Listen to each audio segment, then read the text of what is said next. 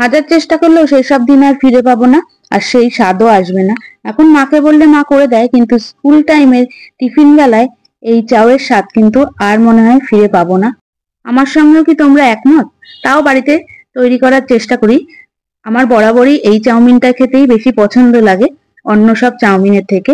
তার জন্য চাউমিন আগে সিদ্ধ বসিয়ে দিচ্ছি সামান্য তেল দিয়ে। আর এখানে পেঁয়াজ নিয়েছি, পেঁয়াজগুলো একটু বড় বড় করে কেটে নিচ্ছি। আমার মা যেভাবে স্কুল টাইমে টিফিন বেলায় চাউমিন করে দিত, একদম সাদামাটা চাউমিন, আমি সেইভাবেই তৈরি করছি। কাঁচা লঙ্কাও কেটে নিলাম, তারপর আদাগুলো একটু লম্বা লম্বা করে কেটে নিচ্ছি। এবার একটা আলু নিয়েছি, আলুগুলো একটু মোটা মোটা করে কেটে নিচ্ছি।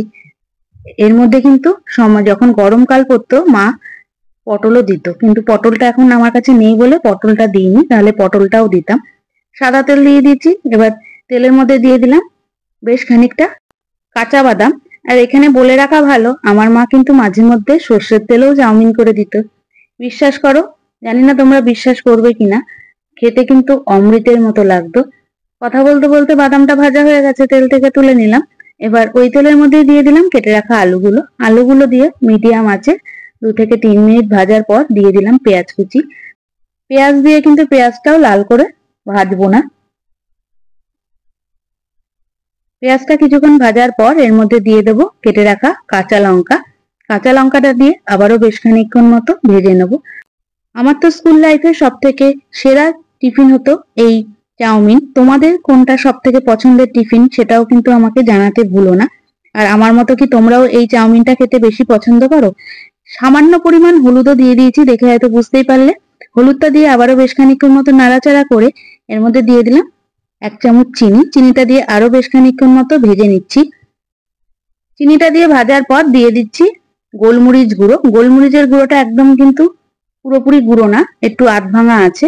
গোলমরিচের গুঁড়োটা দিয়ে আবারও বেশ খানিকক্ষণ মতো ভাজার পর এর মধ্যে দিয়ে দেবো সেদ্ধ করে রাখা চাউমিনগুলো। চাউমিনগুলো দিয়ে মিডিয়াম আছে খুব ভালোভাবে এই পেঁয়াজ আলুর সঙ্গে মিশিয়ে নিচ্ছি। আজকে সকালে সবার জন্যই এই চাউমিনটাই করেছিলাম, একদম সাদা মাটা চাউমিন। অনেকে এর মধ্যে ডিম দিয়েও টিফিনে আনতো, কিন্তু আমি ডিমটা ওরম ভাবে খেতে পছন্দ করতাম না বলে আমার মা কখনোই এই চাউমিনের মধ্যে ডিম দিত না। ডিম ঠান্ডা হয়ে গেলে খেতে অতটা ভালো লাগতো না। খুব ভালোভাবে চাউমিনটা মিশিয়ে নেওয়ার পর যেই বাদামগুলো ভেজে রেখেছি সেই বাদাম দিয়ে দিলাম, আর আদাটা যেটা কেটে রেখেছিলাম সেই আদাটা দিয়ে দিলাম। আদাটা কিন্তু তেলে ভাজিনি। খুব ভালো করে আবারও বেশ খানিকক্ষণ মতো মিশিয়ে নিচ্ছি। এবার এর মধ্যে দিয়ে দেবো পাতিলেবুর রস। এখানে একটা পাতিলেবুর 4 ভাগ করে কেটে রেখেছিলাম, সেই রসটা দিয়ে দিলাম। তারপরে গ্যাস বন্ধ করে কিছুক্ষণ মতো মিশিয়ে নামিয়ে ফেলছি। তাহলে কাদের কাদের টিফিনে এই চাউমিনটা দেয়া হতো অবশ্যই কিন্তু কমেন্ট করে জানাবে। আশা করছি আমি তোমাদের ছোটবেলার টিফিন টাইমটা মনে করিয়ে দিতে পারলাম। দেখা হবে অন্য নতুন রান্না।